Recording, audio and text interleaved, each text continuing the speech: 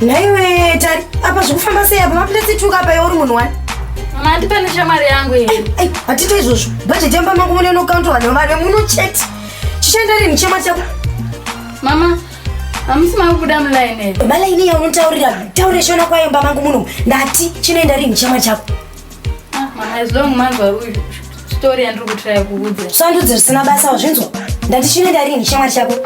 Mama anga akataura wani kuti adamba fura nemi. Handidi kuzvinzwa izvozvo asati wangemba kwakusina mhepo. Mama ndichaziya. Warudi mazuva anoti iwewe. Golato mama. Ndikunzwa uchishama gaba rako iro uchintaurira chilanguage chako chichomba mangu. Shandiona. Momzi musabva madaro mamaruwa mwana wenyu. Handina mwana benzi. Momzi musaita mama ndiita benzi. Handiri kuzvidzokorodza mangwana chema chako ngachimuke chipeke tumabhegi chiende kumba kwacho. Handiri kudzokorodza mashoko angu. Wandinzwa? Momzi.